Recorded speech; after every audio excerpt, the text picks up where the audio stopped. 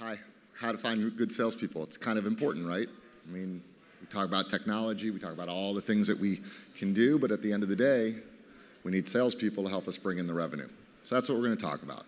Now, I do have a bunch of slides I'm going to show you just to kind of keep the conversation going, but you don't have to feel like you have to wait to the very end to ask me a question. So if I'm saying something and you're like, hey, I want to know more about that, or I don't agree with that, or why is he saying that? I've never heard that before. Feel free, ask away. It's okay. I love this conversation. It's one that, hold on. Can everyone hear me? Okay. I can't hear me, so that's okay, as long as you guys can. It's a conversation I have all the time with our clients, all the time with people on meetings. How do you find really good salespeople? Where do you go? Where do you look? What do you look for? And then once you find them, what do you do with them? So let's just jump into it. So first of all, Matt Sunshine, Executive Vice President, Center for Sales Strategy. Follow me on Twitter, @MattSunshine. Anytime, I might reference a bunch of materials. I might show them on the screen. If you want a copy of anything that I'm showing you, I put a bit.ly site together, a landing page. If you just go to bit.ly/Street Fight 2013, you can get everything I'm talking about, so you can have it. I was going to have handouts, but I was concerned maybe they wouldn't make it here, so I wanted to make them available for you. And I'll put this slide up at the very end as well.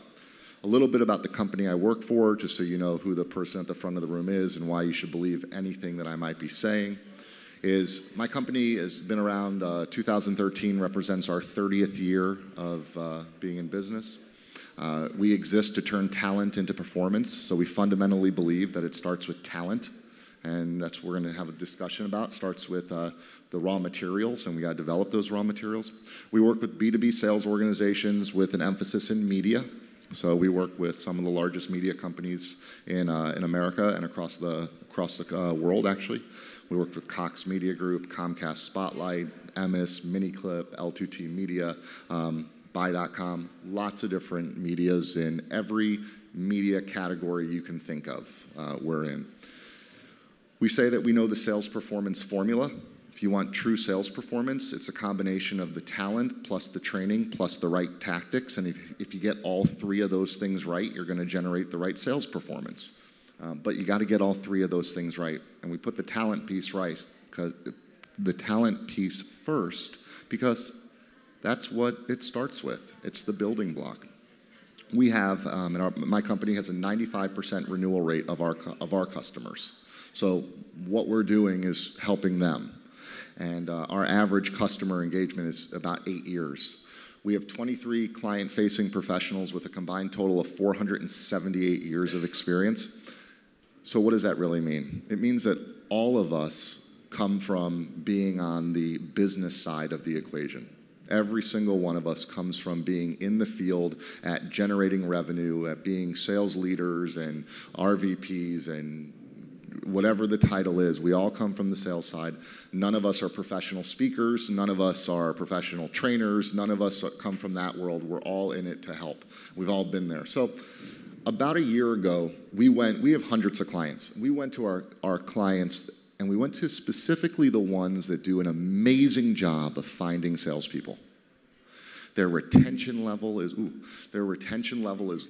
low. I mean, their retention level is high. Their attrition of salespeople is very low.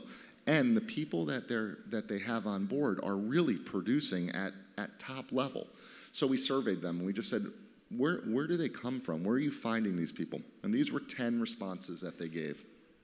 These are not in order.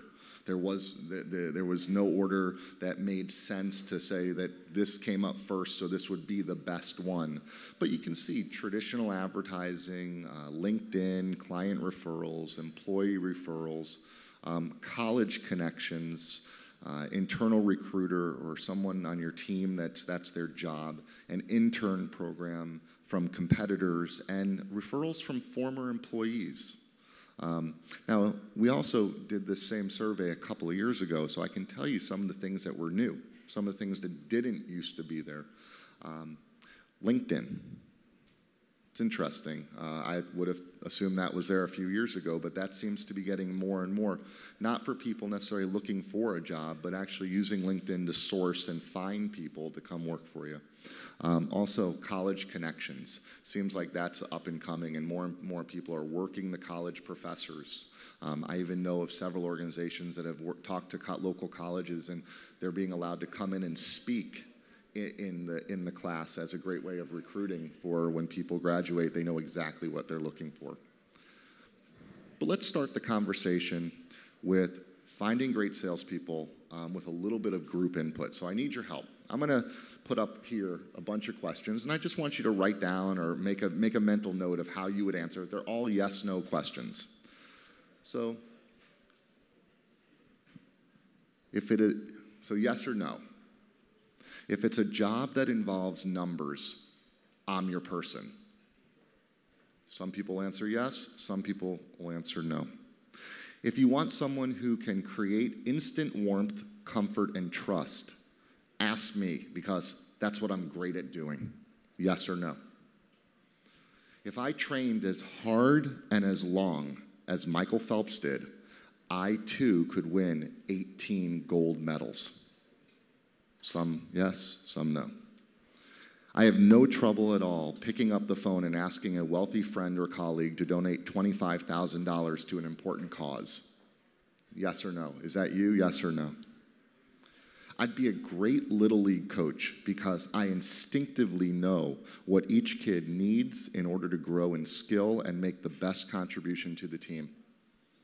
Some people, I'm sure, would say, yeah, that's me. I could easily do that. Others, no, that's not me. When we sing happy birthday at an office birthday party, I have one of the louder voices because I can clearly carry a tune, and I love to sing. Some people are like, I can see you. You're sticking out your chest because you know that's you. It's like you want to stand up and sing right now. I'm naturally well organized. I rarely misplace anything. I never miss a deadline. Some people yes, some people no. If I spent a year living in Poland, I'd be speaking Polish almost like I was a native. Yes or no? So think about those just for a second. Now, how do you know what you're good at? How do you know where your talents are? How do you know where your strengths are? There's really 4 ways. And so this is kind of important to this whole concept of how do you find good salespeople. Well, it starts with defining what good is and do people have that talent. But how do you know? Well, there's 4 ways. One is yearning. You're probably naturally good at the things that you yearn to do, right? The things that you enjoy doing. We don't necessarily enjoy or yearn to do things that we're not good at, right? If you're not good at something, you don't wake up in the morning and say, you know what I think I'm going to go do? I'm going to go do that thing I suck at. Right? You just don't do that. You tend to do the things that you're good at doing. The other thing is things where you get satisfaction. Where you naturally get satisfaction are things that you're probably pretty talented at. You're pretty successful at. The other thing is rapid learning. Everyone in here has probably experienced that before. There are some things you can just pick up. You pick them up faster than most. Some people need it explained again and again and again, but not you. When it comes to that subject, it's like, I got it. This is me. That's probably something that you have a strength for, something that you have a talent for. And the last thing is glimpses of excellence. And a lot of times we hear that called as beginner's luck. But I don't really believe in beginner's luck. I think you're seeing glimmers of excellence. When people just kind of naturally do things and you go, oh, wow, how are they able to do that? Oh, beginner's luck. No, they were naturally able to do that. You sometimes see that with music, right? You see a kid sit down at a piano and with hardly any instruction they're playing. Well, is it beginner's luck, or maybe they just have a talent for that? So let's go back to this slide. How many people thought that this was a difficult test? One. How many people thought it was pretty easy? It's yes or no. Okay, a bunch of people. You thought it was both? You asked 2 questions. Like which one? The one that said, I'm organized and I'm always punctual. I'm naturally well organized. I rarely misplace anything, and I never miss a deadline. If that does that describe you, yes or no? You don't have to tell me. Well, I'm always punctual, but I'm Okay, so that's good that you're saying that. And that's going to play into something in 1 second because it's complex, right? It's not as simple as that. These are relatively simple yes-no questions. And how many right ways are there to answer this? How many different ways are there? Let me say it better. How many different ways are there to answer this survey? Any math people in the room? Right, there's 8 questions, and there's 2 answers for each. So 2 to the 8th power, 256. I couldn't have figured it out with the calculator. I did it before we started. I figured it out. It's 256. There's less than 256 people in this room right now. The chances of any 2 people having the exact same answers are very slim. There might be a question or 2 that you answered the same way, but the chances of you and someone else in this room answering the exact same way on all 8 questions is rare. Well, that kind of speaks to the fact that people are rare. People are exceptional. The talents that somebody has, not everyone has the same talents. And these are just questions. What if we identified talents? How many talents do you think there are? Hundreds and hundreds. Maybe I don't know how many there are. Maybe let's say 800. And if there were yes or no to 800, just think how big that number gets. It becomes huge. And so the point of all this, what you need to know is this, is that every single person is unique. Every single person is different. It's kind of like a fingerprint, right? We're all made up a little bit different. And it's that unique set of talents, that cocktail of talents that makes us either good or not good at sales. Now, we got to develop it. We got to train it. But it's a lot easier to train someone who has the natural talent than it is to train someone that doesn't have the talent. So this was one of the questions I asked. If I trained as hard and as long as Michael Phelps did, I too could win 18 Olympic gold medals. And I saw some people laugh. Is there anybody who thinks that they could? If you trained, you think it's all about the training. If you have the mentality to sit there and spend that number of hours in a pool and train like that, I absolutely think that anybody in this room can do it. I'm not kidding around. You think anybody in this room could do, okay, you think you could. Okay, but not anybody else, which is the point, right? Okay. Right, not anybody could, but maybe you could. That's exactly right. So is it all up to just the training? Is it just the training? You say yes. You say it's 100% up to the training. As he did, he had coaches, he had a whole bunch of people along the way, that whatever it was. But no, absolutely. It's a discipline thing that was in his head, that he was able to do that. Like, I would never be able to do that. Oh, wait. Right? I would never be able to train like that. But if I was able to train like that, I would get to. That's my So if you had the talents he had, you would be allowed to train that way. You could do that. If you had the discipline, I- the mental attitude to sit Yeah. there in a pool and do that kind of laps every day, I absolutely think you would do it. Hey, it works for me. Do you think so? Not even close. It's total BS. There are Olympic gold medalists who train very little compared to Michael Phelps. Talent is a huge factor. Yeah, it's an interesting question, right? I mean, I love this conversation. He has physiological things that are like he's got huge hands, huge feet, like Yes. That's right. He has flippers. We'll talk about that in a second. So, Wouldn't it be in order? Then would the first guy have bigger hands, the second guy have that much smaller hands than the first guy, then the third guy has smaller hands than that? There's so much, that's what I'm trying to say. You can't. there's a lot that factors into it. So I think we're making the same point, is that it's not just having the right coach.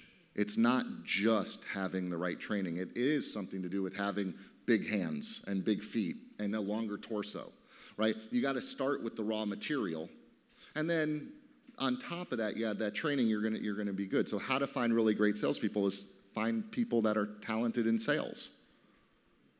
So let's talk about Michael Phelps, just because we started the conversation. We might as well finish it.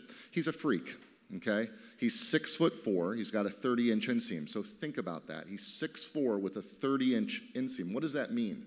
He's all torso, right? He's all torso. He's got a 6'7" wingspan. What would a normal person have? if they were 6'4"? What would their wingspan would be 6'4". That's correct. His fingertips dangle near his knees. He's double jointed at his knees. He wears a size 14 shoe. And his post-race lactate levels are equal to what normal people are at resting level.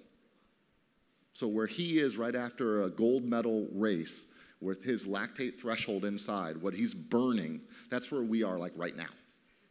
He's different. He's different. Same coach could train me as trained him. I don't have that makeup. He's gangly and uncoordinated on land. And if you see interviews with him, he'll say that. He's kind of awkward on land. He's pretty good in the pool, but he's awkward on land. Same goes for Missy Franklin. Those of you that watch the Olympics, same goes for Missy Franklin, who's been called the female Michael Phelps, right? She's 6'1", 6'4" wingspan. She's got large shoulders, flexible ankles, size 13 feet. She's the perfect swimmer's physique. Now, is just being physically the right way enough to make you an Olympic athlete? No. No, no, no. You have to train. You have to put in the effort. You have to do all that. But I say you have to have both.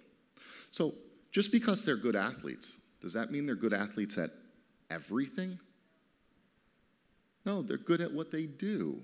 If you put Michael Phelps in the NBA, I would bet he'd be pretty crappy, right? He says that he's awkward on land. And what about Missy Franklin? Could we put her on the LPGA tour? She might be good. She might be better than anyone in this room, but I don't know if she'd be a superstar. She's specifically good at what she was designed to do. And how to find really good salespeople is to find people that are specifically good at sales. Find them and develop them. But how do you find them? Well, let's get into that a little bit. Because this idea of talent just doesn't apply to sports. It applies to business too. It applies to work. It applies to sales. And we all have talents and we all have non-talents. So imagine if we knew this about people. What if we knew this guy was optimistic and that this woman builds trust and this one's a superior negotiator or this one never drops the ball on anything. This other one's full of ideas. This other one is an instant friend maker. And I'm sure as you think about the people that you interact with all the time, you know these people. You absolutely know these people that are instant. When they walk in a room, they know everybody in the first 5 minutes. It's like they've been there their whole lives. You know people that are as organized as it gets. In fact, when you need help getting organized, you want to call them and say, hey, can you come help me? Because you always have everything so buttoned up. But people have, just like they have strengths, they have non-strengths. They're sometimes the person that is optimistic, maybe they're not focused. Maybe the person that never drops the ball is kind of negative from time to time. Maybe that person that is full of ideas, maybe you feel like you can't trust her with information. People have strengths and non-strengths. Imagine what you could do if you had that information. Imagine what you could do if you had the information on their strengths and their non-strengths. If you knew exactly what made up the person you were about to hire or the person that was on your team or even about yourself when it came to sales. Imagine, what would that allow you to do? What do you guys think? What would that allow you to do? Would it help? Yeah, you could customize the way you interact with them. You could set different goals and objectives. You could give different responsibilities to different people based on what they're really good at. So how do you grow a sales organization or how do you find better salespeople? You got to start by looking at what their talents are. See, there's skills and there's talents, and let's make sure that we all get on the same page with what skills and what talents are because they're often confused. Skills are things like how to find new prospects, or how to approach a prospect, or how to ask better questions, or how to gain a commitment. I can teach you that. I can absolutely teach you how to ask better questions. I can give you a list. We can practice. I can teach you how to ask better questions. I can teach you how to approach prospects. There's things I can do. But I can't teach you how to be curious. That's a talent. And I can't teach you how to be competitive. You see that in kids from early on, before before they're 3 years old, before they're in kindergarten. You're seeing that competitiveness in them. I can't teach someone to be caring. I can teach you how to gain a commitment. I can teach you how to ask better questions, but I can't teach you how to be curious. Does that make sense?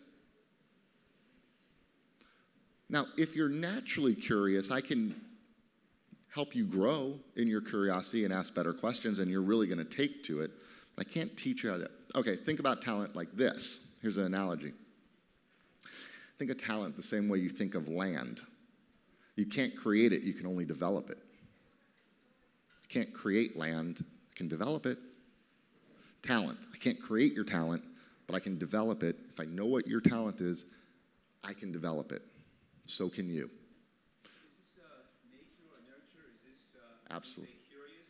Is that because the 2-year-old was born that way? I mean, are you going that far back? That's a conversation for outside of here. But let's agree that by the time they're 2 or 3 years old, it's there. I don't know how it got there. There are all sorts of philosophical beliefs on how it got there. But certainly by the time they're adults, it's in them. What percentage of the population do you think is curious? Would you say that's a talent that they have? These people are naturally curious people. What percentage? 10, 37? 8? 25? 20? I don't know the answer. I'm really just curious what you guys think. I'm curious. What percentage is competitive? What percentage of people are competitive? We'll see. We'll see who can answer first. What percentage do you think? Who here thinks more than 50%? Oh, how about more than 20%? How many people think less than 10% of people are really competitive? Wow. Okay, what about caring? Are more people caring? Do we live in a caring society? What percentage of people are caring? Who thinks more than 50% of people out there are caring? How about more than 20%? Okay, so if those are your numbers, what percentage of the people out there are caring and curious and competitive? They have all three of those things. It's got to be real small, right? It's got to be really tiny. And if you're looking for someone who is caring, competitive, and curious, you can't just hire anybody. You gotta look. You're looking for folks that are exceptional, not normal, but exceptional. And yes, ma'am. I think it's industry specific, and I think you can't say someone's curious about everything or they're caring about everything or competitive in every manner. I think that it could be Sure. stimulated, it could be artistic-wise, so that's difficult to.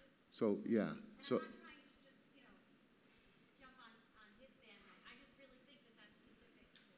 you can jump on his bandwagon. No, It's I don't okay. believe it, but I don't necessarily think that I believe this. I think that's really difficult. Okay, so what that would be called is people that are in certain situations show that they're curious, have what's called situational curiosity. Okay, and there's nothing wrong with that. Some people have dominant curiosity, means that they are curious in any situation. They can't help themselves. They are curious. Other people are kind of non-responsive when it comes to curiosity. No matter how hard you try, they just never seem to care about anything. They're just not curious people. So there's all three levels. And you don't have to be all to be, I mean, there's no right or wrong. It just are. Right, but if you're gearing it towards sales, then it would be specific towards what they were selling. Right, could be. So that's a great segue. In the B2B sales environment, these happen to be the talents that you want to look for. The ones I'm showing you now. Work intensity, discipline, command, and I'll explain what that means. Problem solver, positivity, interpersonal, enterpriser, ambition, credibility, exactness, customer focus, and overcoming call reluctance. In a B2B sales world, these tend to be the talents that you need to look for. Now, does someone have to have all of these at the dominant level? No, of course not. Some, depending on the job requirement that you have, you might say, you know what, of these, I really want to make sure I see this and this and this in that person, and I can be situational in these others. And there's a lot of research that backs this up. This isn't Matt Sunshine just up here talking and spouting off some things that I thought about last night when I was working on a PowerPoint.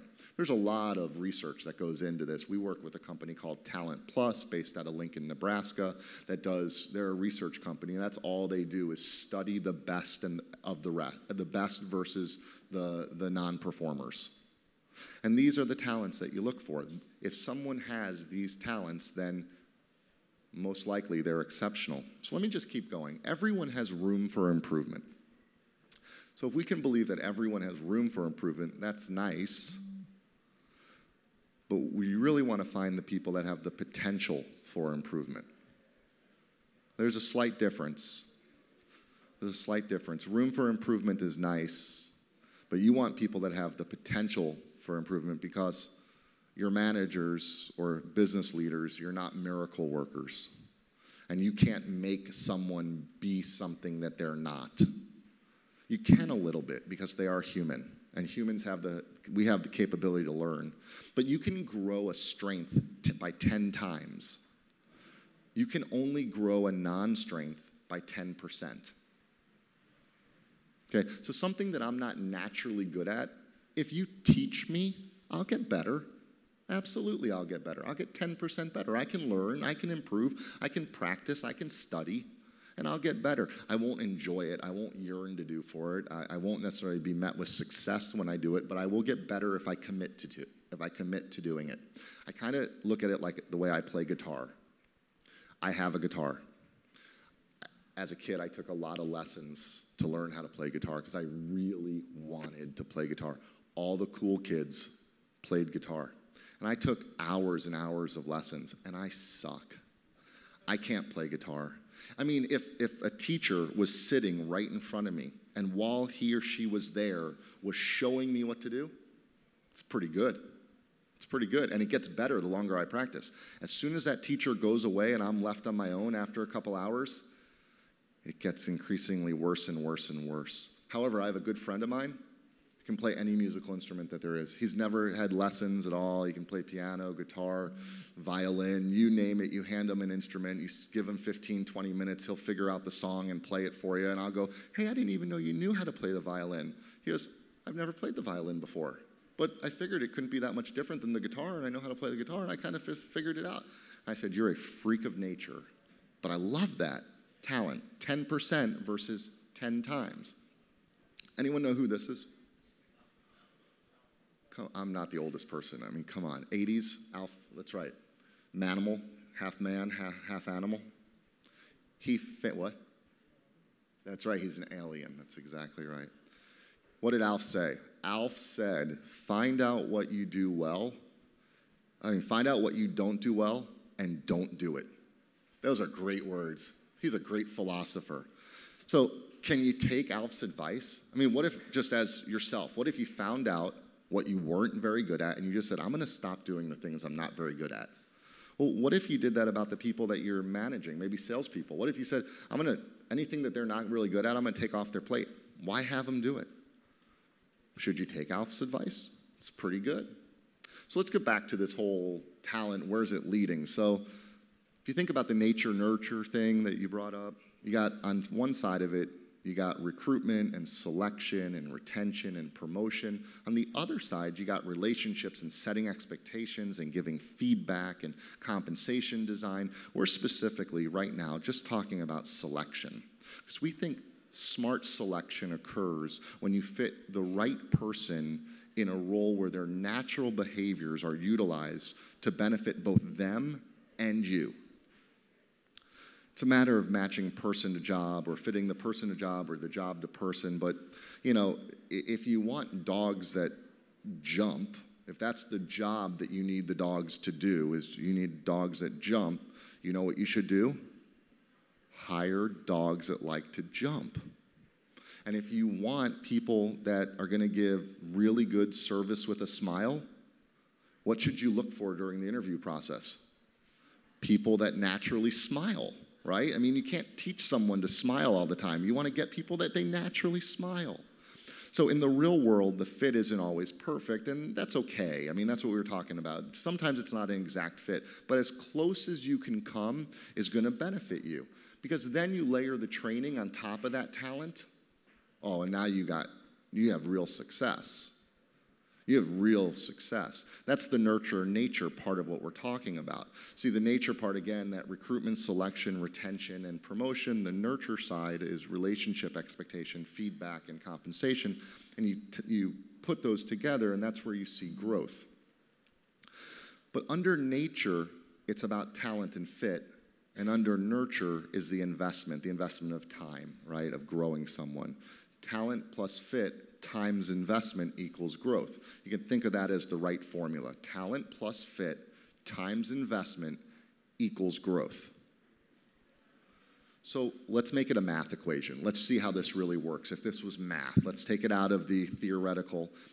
If in talent you were selecting people that were at a scale of 1 to 8, you were selecting people that were a 2. You really didn't care that much about talent. You said, you know what, I just need to get people in here that really want to work here, or that I know, and I'm going to bring them in. I didn't really pay attention to talent at all, so you give yourself a 2.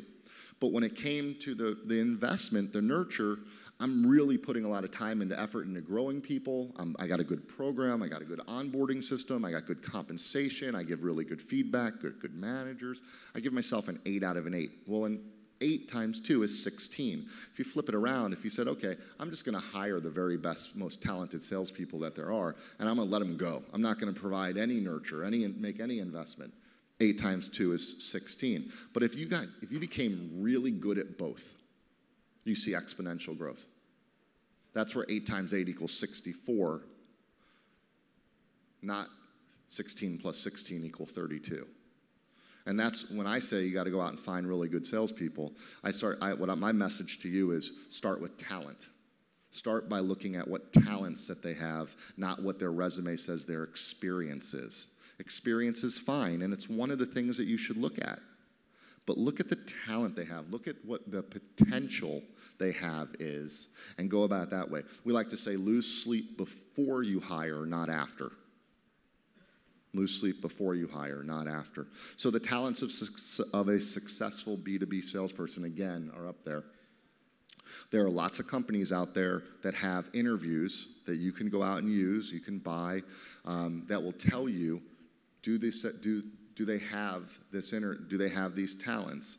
We use one called the Sales Talent Interview, and we break these themes up into work style themes of work intensity and discipline, commitment-seeking themes like command and problem solver, relationship themes like positivity and interpersonal, motivational themes like enterpriser and ambition, and then some additional indicators that we look for because we know that those contribute.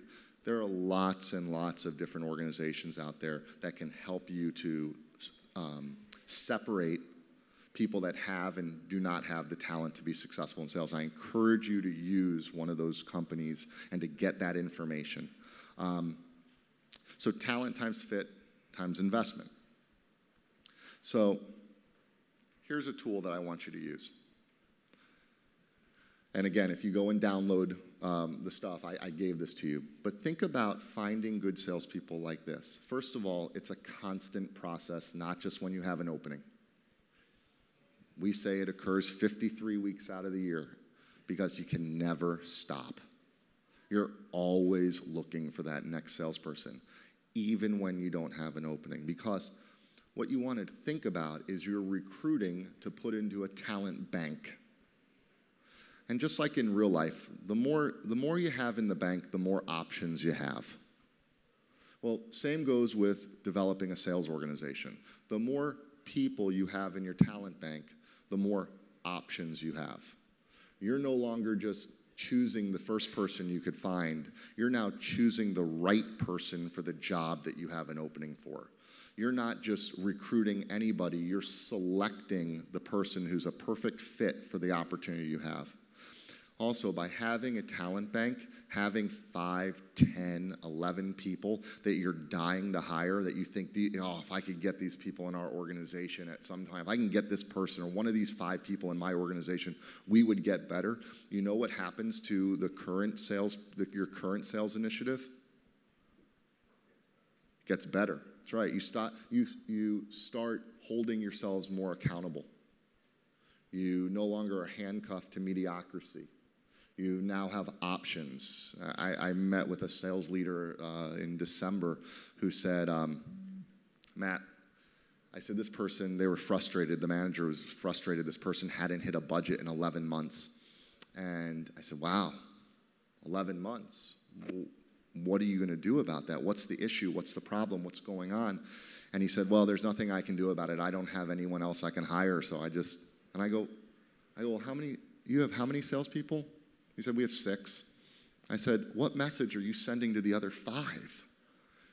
And he said, yeah, I hadn't really thought about it like that. I go, you're sending the message that hitting budget around here is just absolutely fine. It's okay. It's tolerated. But all this was because he didn't have a talent bank. He didn't have anyone to talk to. He didn't have any choices. So you want to source people. You want to screen them. And I'm going to give you some example of screener questions that you can use. You want to screen them to see if they have at least the general talents that you're looking for. And then you want to deposit them into this talent bank. Then you want to make sure you nurture the relationship with those people. That's on the side of recruitment. On the side of selection, when you have an opening, first you want to do is you want to spec out the job. What is the job I'm hiring for? Sales. Well, what does that mean? I'm hiring a salesperson. What does that mean? What are you going to, do they have to do prospecting?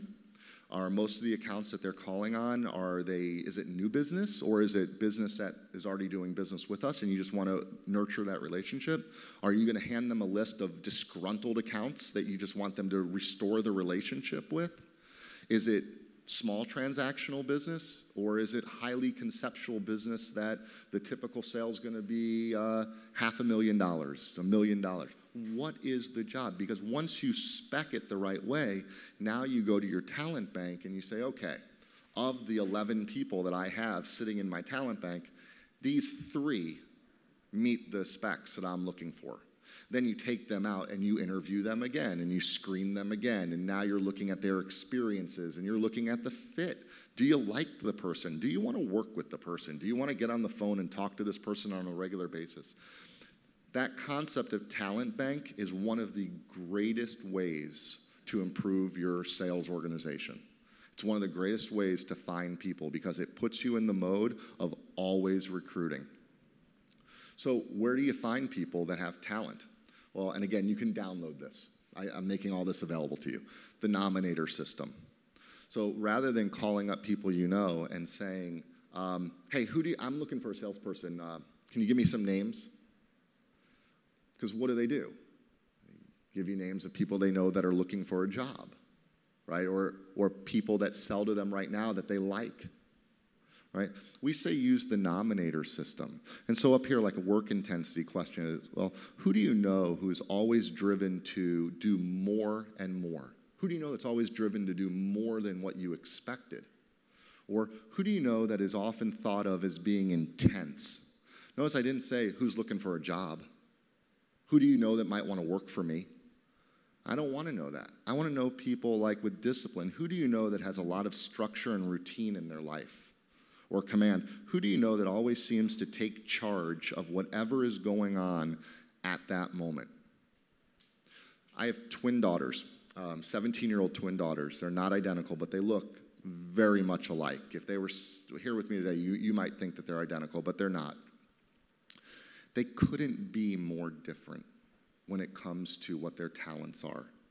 One of them, Emily, if something wasn't organized in here, if she wanted you guys all sitting in the middle, you would all be sitting in the middle because she would have come around very nicely to each one of you and said, hey, can I help you with your stuff? We're just going to move you into the middle. No problem. This is a really good seat. We're going to hold it for you. My other daughter, and you would do it, and it would be effort, and she would think that there's nothing wrong with that. She'd be like, what? That's what I was supposed to do. Get everyone in the middle. It'd be better. My other daughter, Allie, would think that is the craziest thing in the world. She'd be embarrassed. She would turn red. She would say, Emily, I can't believe you're doing that. Leave people alone. You shouldn't do that.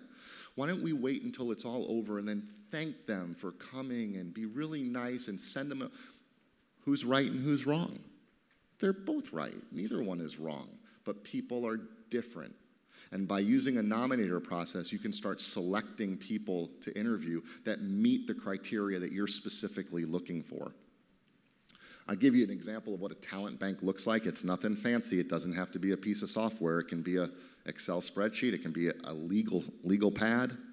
But we always like to say you should sort people on the left and sort people on the right. Sort them on the left with, are they a newbie? Are they a novice? Are they a mid-level person? Or are they a veteran? And then across the top, are they just a name? You really haven't met with them yet. They're just a name. Are they promising? They're looking good? Or are they ready, willing, and able to make a move right now if you need it? It's another great tool for hiring and selecting great salespeople. And I come back to the word great. I've said it a lot intentionally. I don't want to say hire salespeople. This isn't a conversation about how to go out and hire salespeople. This is a conversation about how to hire great salespeople. And there's a difference. There's a huge difference. Great salespeople. Again, where are people finding? Well, they're finding them where you think that they are finding them. What makes it different is how they're asking the questions. What makes it different is what they're looking for, the talents that they're looking for. The very best organizations out there put a lot of stock and a lot of criteria into not just saying we're going to hire someone that has this experience, but we're also going to hire someone that has this potential. We're going to hire people that have these natural talents, because once we bring them into our organization, then we're going to train and we're going to develop them. So use the nominator process, use the talent bank to get this done. When you download from this, one of the things in there is something called the talent theme summary. And what I've done for you is I've articulated what each one of those talents looks like in real life. So the type of behavior you would see if someone has that talent. Almost like a look and listen. What you can look for and what you can listen for when you're with someone one-on-one to observe, not scientifically, of course. I mean, it's just a look and listen. But what you can look for to say, you know what, I'm seeing that this person has this talent. And if that's what I'm looking for in my next hire, then you better. I worked for a guy who loved to walk fast. Okay, that was kind of his thing. He walked fast through the office. He was always on the move, always going. He got into the office at 7 a.m. in the morning. He didn't leave till 7 o'clock at night, and he was on email all night long. Okay? We had to hire people with high work intensity. Not that high work intensity makes you good or bad, but if you wanted to survive working for him, you better have had high work intensity, because when he emailed you at 9 o'clock at night, if it wasn't until 9 o'clock the next morning that you responded, he was upset. That doesn't make him right and that person not a good salesperson, but if they wanted to fit in that organization, it was a talent that they had to have. And you could tell people all the time, well, if you come to work here, just know that that's kind of the way the culture is. And during an interview, people will say anything to get the job. Oh, I don't mind. That's absolutely fine with me. But sure enough, they get on the job, and a month in or 6 months in, you're emailing them at 8 o'clock, 9 o'clock, 10 o'clock at night, and they end up quitting on you. And then when they quit, they go, you know what, you guys are insane around here. You're emailing in the middle of the night. That's not my work style. I don't like that. You just paid that person for 6 months, 9 months, and they left you? Ooh, that's expensive. Hire better. Lose sleep before you make the hire, not after. Any questions?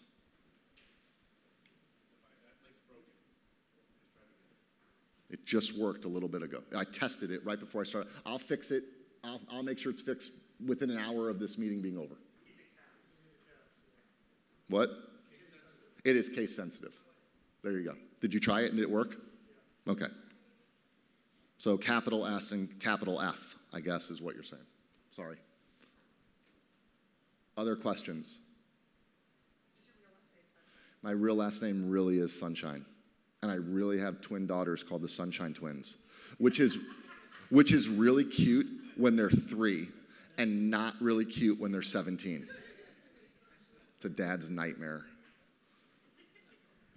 It is truly a dad's nightmare, the Sunshine Twins. Other, yes. Okay, so where do you source great salespeople in order to ask those questions? Yeah, so if you look at the nominator questions, right, and you start using, and if you put like, so if you put on, you post on LinkedIn, who do you know that always seems to get their work done? Then those people that start coming towards you would be a great way. So no objection to the original 10 No, on the list at all, just a way to use them. just a way to use them. No, they're all good. All those types of advertising and everything that I mentioned, they're all good. It's a question of knowing what questions to ask so you get the right people coming forward. And our first instinct, because we're kind of trained this way, is to look at your experience. And I'm all for experience. Look at experience. Just look at talent first. Look at talent first, then experience. Other questions? Yes? What are your thoughts on hiring friends or people that you already have existing relationships with? Yeah, I have no problem hiring friends. If I have to spend 12 hours, 15 hours a day with someone, I might as well hire people that I like. I mean, truthfully, right? But they have to have the right talent. Because if I'm truly a friend, I don't want to put somebody in a position that they're not going to have success. So I always tell everybody, look, I'm looking for someone that's a perfect fit for the job that I have. And just because we're friends doesn't mean you're going to be a perfect fit. But if they're a perfect fit, my best friend works with me. I hired my very best friend. So. What about from a management perspective? Would you treat them differently because they are a friend if they mess up? I would treat everybody differently because everybody's different. I would treat everybody differently because of that. But I would never give preferential treatment to someone just because they're my friend. I would be consistent in my behavior. But I am from Dallas, so I'll tell you a quick story about that. Jimmy Johnson, back when the Dallas Cowboys used to be a good football team, and they were winning Super Bowls, and I have 1 minute. They were winning Super Bowls. And someone fumbled in one of the playoff games, and Jimmy Johnson came out after the game in the press and said, "We make another mistake like that, someone's going to lose their job." And the very next game, one of the running backs, not Emmitt Smith, one of the running backs fumbled, and after the game, he got fired. And they interviewed Jimmy, and on a local station interviewed Jimmy, and they said, "Coach Johnson, if that would have been Emmitt Smith that would have fumbled the ball, would you have cut him?" And he said, "Absolutely not. You treat your superstars differently." So you treat everybody differently. And I think that's the root, because everybody's different. But I wouldn't give preferential treatment just because someone's my friend. And they need to know that. If they're truly my friend, they know I wouldn't do that. All right, I think time is up, but I'm around if anyone wants to talk. Thank you for your time. Peace out.